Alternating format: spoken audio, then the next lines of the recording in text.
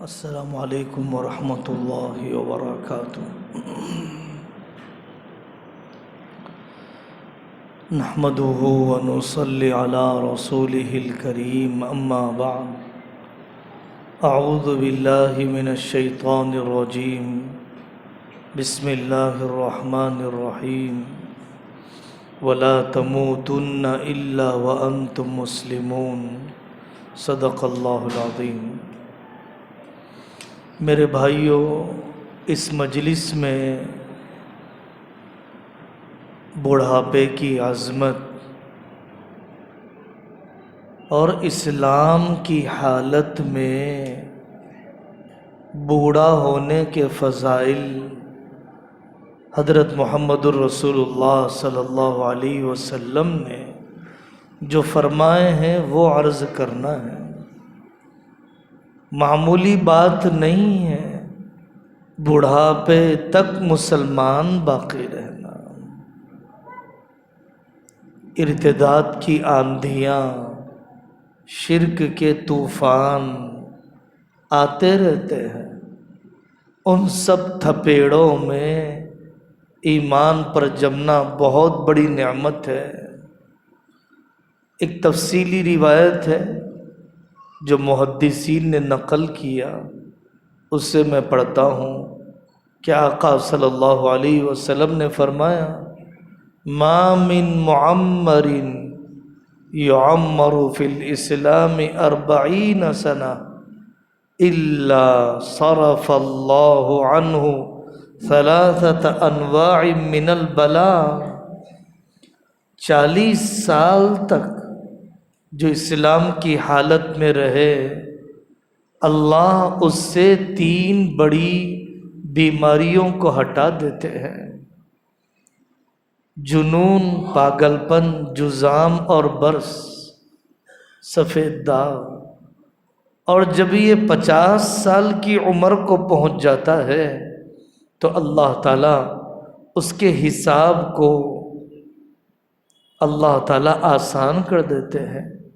لین اللہ علیہ الحساب۔ جب وہ 60 سال کی عمر کو پہنچ جاتا ہے تو پھر اللہ تعالیٰ اسے اپنے ذات عالی کا تعلق نصیب فرماتے ہیں۔ رزقہ اللہ الانابۃ الیہ بما یحب۔ اور پھر اس کے بعد جب وہ 70 سال تک پہنچ جاتا ہے، اسلام کی حالت میں عرش اور فرش والے اس سے محبت کرنے لگ جاتے ہیں۔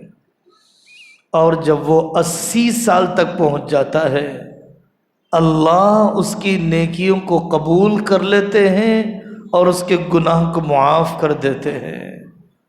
اور جب وہ 90 سال کو پہنچ جاتا ہے، اس کے اگلے پچھلے گناہوں کو معاف کر دیتے ہیں اور اسے اللہ تعالیٰ کا چہیتا بندہ لکھ دیا جاتا ہے، اور اس کی سفارش اہل خاندان کے بارے میں قبول کی جاتی ہے۔ عمر نعمت ہے عمل کے ساتھ، عمر نعمت ہے عمل کے ساتھ۔ عمر تو بڑھ جائے عمل نہ بڑھے، عمر تو بڑھ جائے عمل نہ بڑھے، تو پھر سوچنا چاہیے کہ یہ اللہ کی نعمت نہیں، مہلت ہے۔ صرف جینے کا کیا فائدہ بے عملی کے ساتھ؟ اسلام نے سکھلایا کہ چھوٹا بڑی عمر والے کو سلام کرے، یہ اکرام ہی کی تو بات ہے۔ ان یسلم الصغیر علی الکبیر۔ بوڑھا انتظار نہ کرے کہ سب چھوٹے مجھے سلام کرے، لیکن چھوٹے کو چاہیے کہ بوڑھے کو سلام کرنے کی فکر کرے۔ حضرت نبی پاک صلی اللہ علیہ وسلم کے پاس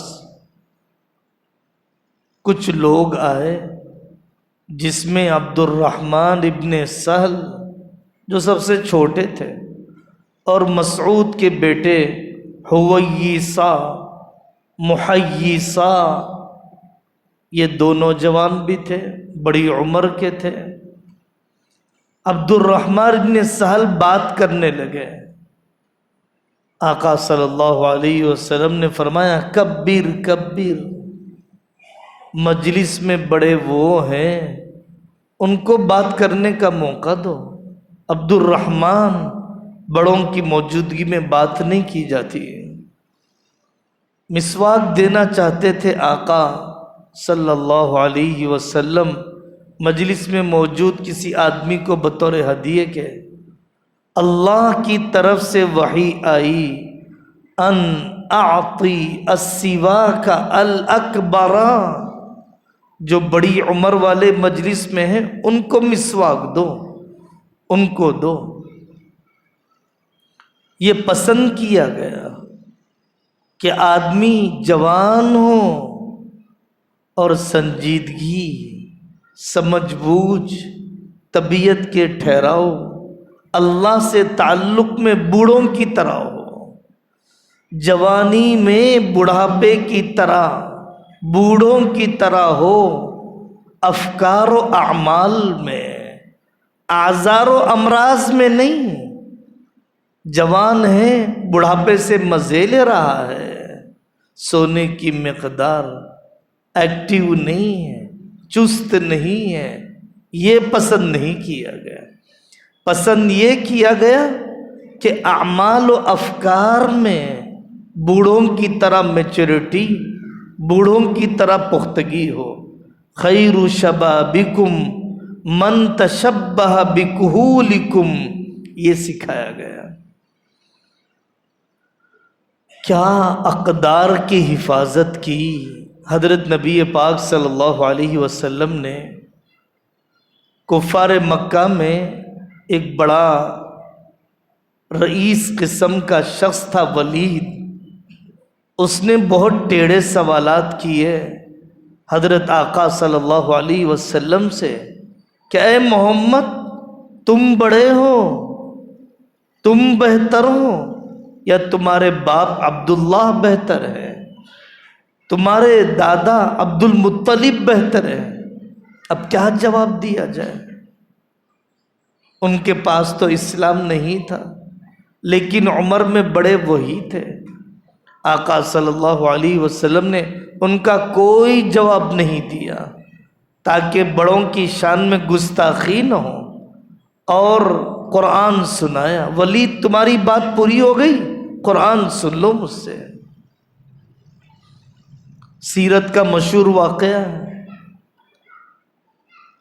حضرت عباس رضی اللہ عنہ حضرت نبی پاک صلی اللہ علیہ وسلم کے چچا ہیں۔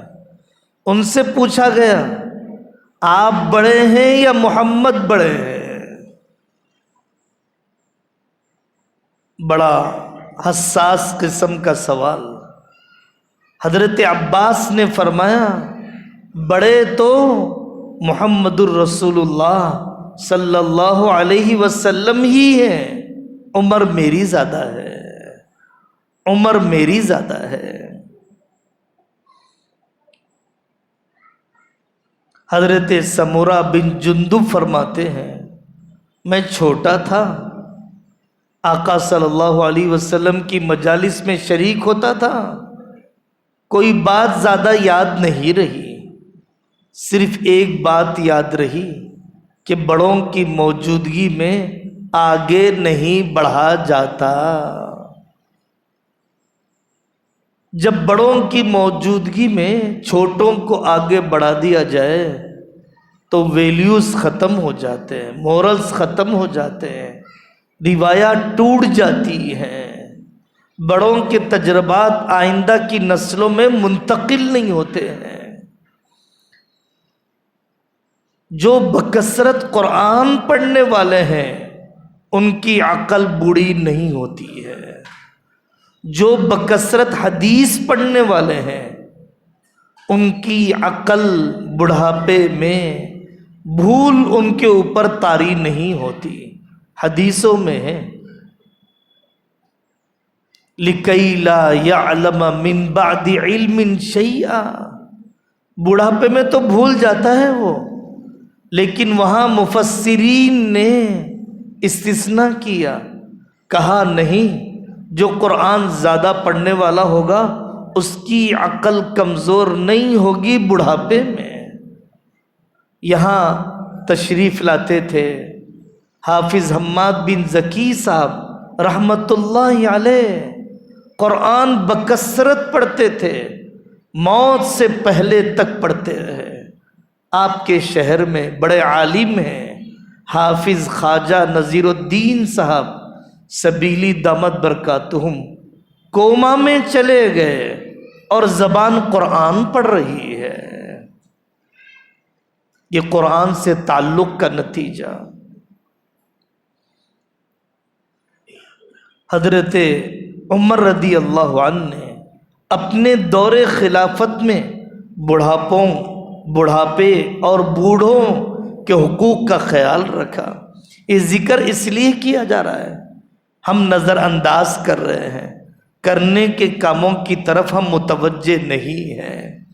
کافر بوڑھے، خلفائے راشدین نے جو خطوط لکھے ہیں، جو قانون بنائے ہیں، آج کی دنیا نے انہی سے سیکھا کہ ریٹائرمنٹ کے بعد، ناکارہ ہونے کے بعد حکومتیں ان بے آسرا بوڑھوں کی کفالت کیسے کرنا چاہیے، بلکہ میدان جنگ میں اگر بوڑھا آ جائے اور وہ جنگ کرنے کا ارادہ نہ ہو، جنگ کرنے کے قابل نہ ہو، جنگ پر اکسانے والا نہ ہو، جنگ میں اس کی وجہ سے قوت نہ آتی ہو، میدان جنگ میں اسے قتل کرنے سے روکا گیا۔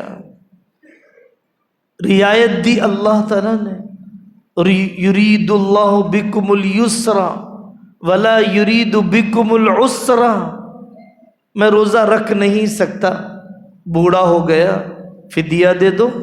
وعلی الذین یطیقونہ فدیۃ طعام مسکین، نماز نہیں پڑھ سکا، نماز کا فدیہ ادا کر دو۔ کھڑے ہو کر نماز پڑھ رہے ہیں، سجدے سے قعدے سے اٹھتے ہوئے تکلیف ہوتی ہے، بوڑھے کو اجازت دی گئی کہ وہ پہلی رکعت میں بھی جب دوسرے سجدے سے اٹھے تو اطمینان سے بیٹھ کر اٹھے، جلسے استراحت کر سکتا ہے وہ، تاکہ اس کے گھٹنوں پر بوجھ نہ پڑے۔ تو میرے بھائیوں، سماج کے بوڑھے، خاندان کے بوڑھے، ان کا حق ہے کہ وقت دیا جائے۔ بہت تکلیف ہوتی ہے ہمارے سماج کی صورتحال کو دیکھ کر۔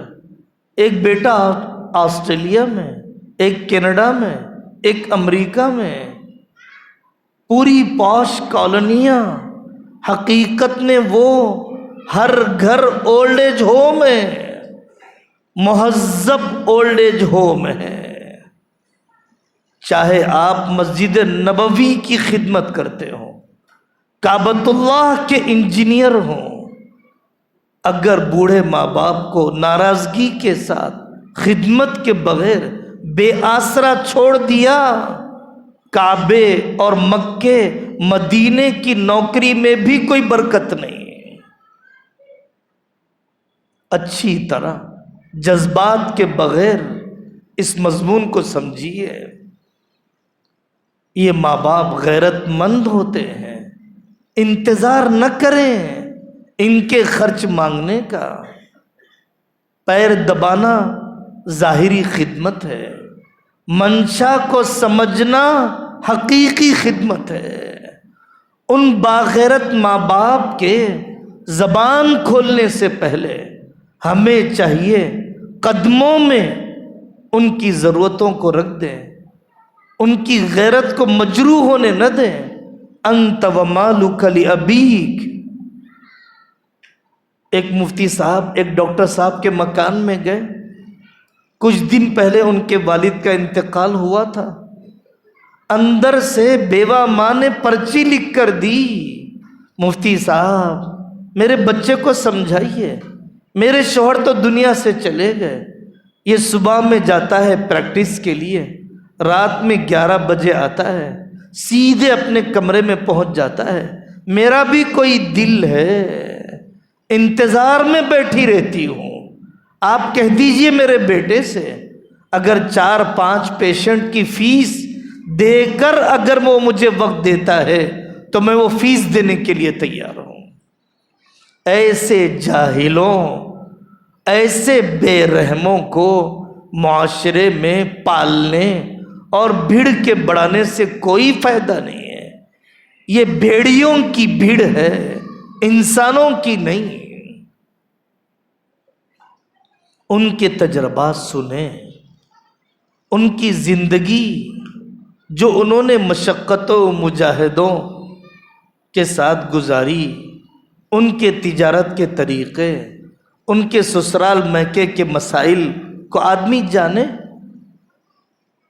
بڑھاپے کی سائیکالوجی ہے کہ درد ہوتا ہے اپنے تجربات کو منتقل کرنے کا۔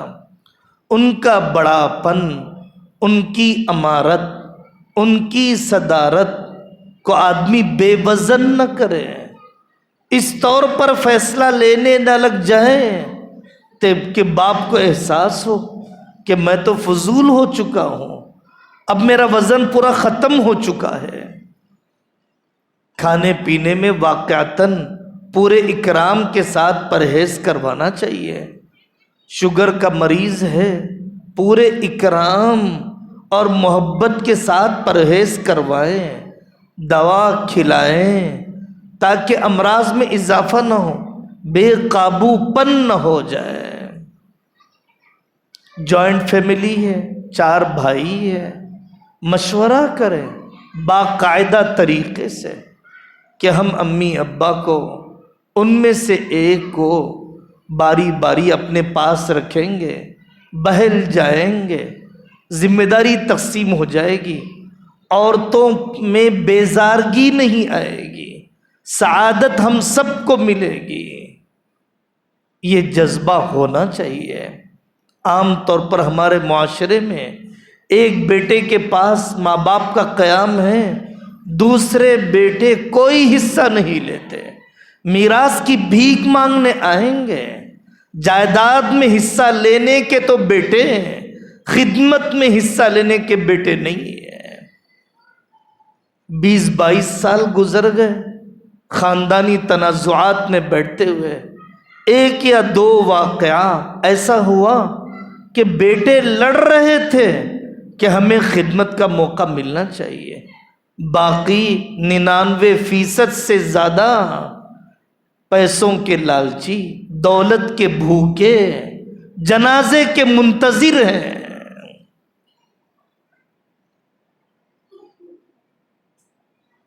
وصیت کرنا چاہیے۔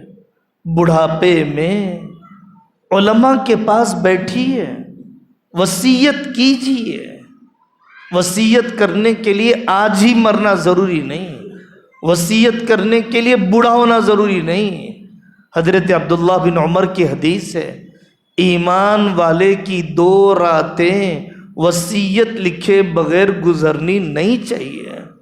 ایسے کتنے واقعات ہیں۔ گفٹ کر دیا باپ نے، پیپر بنا دیے، علماء سے نہیں پوچھا، قبضہ نہیں دیا، باپ کا انتقال ہو گیا، آج تک جھگڑا ختم نہیں ہوا۔ گفٹ مکمل نہیں ہے شریعت کی نظر میں۔ اب جن سے زیادہ چھن رہی ہے وہ شریعت پر عمل کرنا چاہتا ہے، جن کو جائیداد مل رہی ہے وہ حکومت کے قانون پر عمل کرنا چاہتا ہے۔ شریعت وہ پیاری ہے جو مجھے پیسہ زیادہ دیتی ہو، شریعت وہ اچھی نہیں ہے جو دوسرے کو حقوق دینے کی تلقین کرتی ہو۔ بڑھاپے میں زیادہ وقت گھر میں رہنا، روک ٹوک کرنا، ڈانٹ ڈپٹ کرنا، ہر وقت بولنا، حکمرانی کا مزاج، زبان چلانا کوئی اچھی عادت نہیں ہے۔ سورج نکل گیا، گھر سے نکل جاؤ، مصروف کرو اپنے آپ کو۔ بڑھاپے میں علم حاصل کرنا عیب نہیں، عالم کورس شروع کرو۔ ہمارے بزرگ ہیں، ہم ان کے گھر میں گئے، دیکھا تو نورانی قاعدہ بورڈ پہ لکھا ہوا۔ کیا کر رہے صاحب؟ نورانی قاعدہ پڑھ رہا ہوں مولانا۔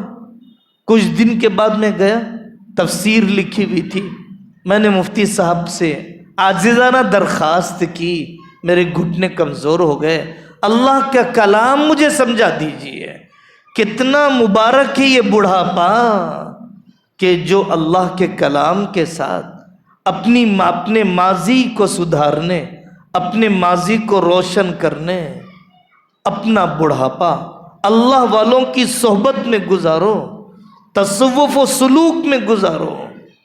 یہ بدترین قسم کا بڑھاپا ہے کہ فون میں گزرے، آنکھوں کی آوارگی میں گزرے، تنہائیوں کی ناپاکی میں گزرے۔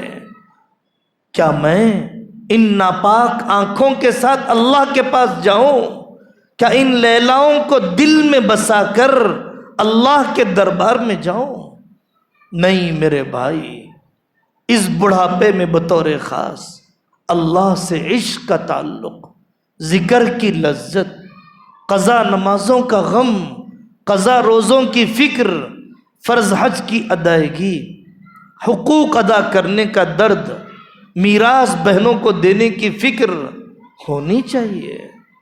کیٹریک ہو جائے علاج کراتے ہیں، بینائی کمزور ہو گئی صاحب، آخرت نہیں دکھ رہی ہے 60 سال کی عمر میں، قبر نہیں دکھ رہی ہے 70 سال کی عمر میں، قضا روزوں کا نمازوں کا پہاڑ نہیں دکھ رہا ہے 55 سال کی عمر میں۔ اللہ کے بندو، اس دل کے اندھے پن کا علاج کرو۔ آنکھوں کے اندھے پن سے بڑا اندھا پن ہے دل کا اندھا پن۔ فجر کی نماز کی توفیق نہ ہو بڑھاپے میں، تہجد کا شوق نہ ہو بڑھاپے میں، اس سے بڑی بدقسمتی کچھ نہیں ہے۔ ذاتی مکان، فارم ہاؤس، بڑے اپارٹمنٹ بنا کر دھوکے میں نہ رہو۔ قبر میں جو چیز آنے والی ہے وہ پونجی ہرگز نہیں آپ کے پاس۔ اللہ تعالیٰ مجھے اور آپ کو عمل کی توفیق نصیب فرمائے، سماج کے بوڑھوں، معاشرے کے بزرگوں کا حق ادا کرنے کی توفیق نصیب فرمائے۔ وآخر دعوانا ان الحمد للہ رب العالمین۔